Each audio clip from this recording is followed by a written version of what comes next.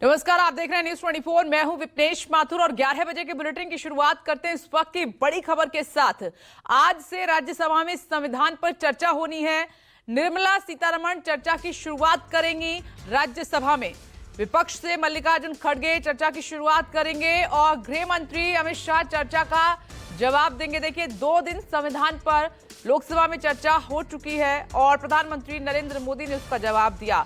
आज बारी है राज्यसभा की, जब संविधान पर चर्चा की शुरुआत होगी और निर्मला सीतारमण जो है चर्चा की शुरुआत करेंगी संविधान पर। विपक्ष जो है संविधान को लेकर सरकार को घेरने की लगातार कोशिश करता रहा है और संविधान को बदलने का आरोप भी सरकार पर है कि अगर आंकड़ा बहुमत का होता तो सरकार संविधान को बदल देती। और साथ ही ये भी बड़ा आरोप विपक्ष की तरफ से सरकार पर लगातार लगता रहा कि असंवैधानिक कार्य जो है सरकार कर रही है, संविधान की अनदेखी पूरी तरह से की जा रही है। और ये चर्चा का समय 2 दिन राज्यसभा का है, जिसकी शुरुआत आज से हो रही है। विपक्ष की तरफ से मल्लिकार्जुन खड़गे चर्चा की शुरुआत करेंगे और देखते हैं कि गृह मंत्री अमित शाह चर्चा का जवाब किस तरह से देते हैं।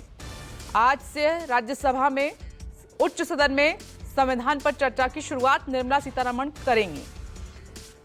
पॉलिटिकल एडिटर रमन कुमार इस वक्त हमारे साथ लाइव मौजूद है। रमन, लोकसभा के बाद अब बारी है राज्यसभा की, जब संविधान पर आज चर्चा की शुरुआत हो रही है। पक्ष विपक्ष की तरफ से कौन चर्चा की शुरुआत कर रहा है, आप बताएं, और राज्यसभा में जवाब कौन देगा?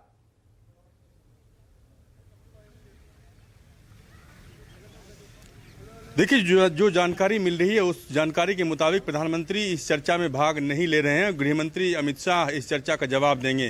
भारतीय संविधान के 75 साल पूरे होने पर यह चर्चा लोकसभा में हुई और आज राज्यसभा में इसकी शुरुआत हो रही है और जेपी नड्डा समेत अमित शाह इस चर्चा में भाग लेंगे। हरदीप सिंह पुरी इस चर्चा में भाग लेंगे।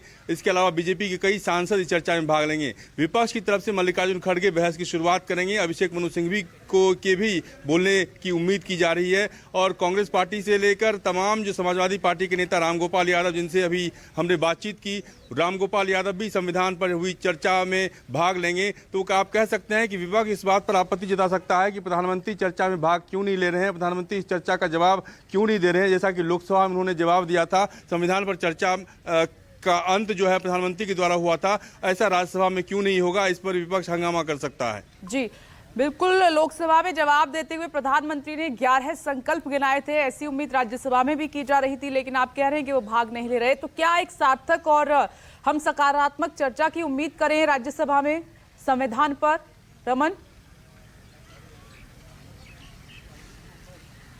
बिल्कुल सकारात्मक चर्चा की उम्मीद की जा सकती है, क्योंकि जिस तरीके से तमाम वक्ताओं के नाम सामने आ गए हैं कि कौन कौन बीजेपी की तरफ से बोलेगा, सत्ता पक्ष की तरफ से कौन से नेता बोलेंगे और विपक्ष की तरफ से कौन से नेता बोलेंगे। लेकिन प्रधानमंत्री की चर्चा में भाग लेने ना लेने को लेकर विपक्ष मुद्दा बना सकता है और इस चर्चा पर जो है इस बात पर बहस चल सकती है कि आखिरकार प्रधानमंत्री इस चर्चा से क्यों भाग रहे हैं, संविधान पर चर्चा में भाग क्यों नहीं ले रहे हैं, और विपक्ष इस बात को मुद्दा बना सकता है। विपनेश जी बिल्कुल रमन, आप सही कह रहे हैं कि इस बात का मुद्दा बन सकता है कि प्रधानमंत्री नरेंद्र मोदी चर्चा में भाग क्यों नहीं ले रहे हैं। तो क्या आपने बात की किसी बीजेपी सांसद से कि आखिर क्यों प्रधानमंत्री नरेंद्र मोदी राज्यसभा में चर्चा का जवाब नहीं देने पहुंचेंगे, भाग नहीं ले रहे हैं?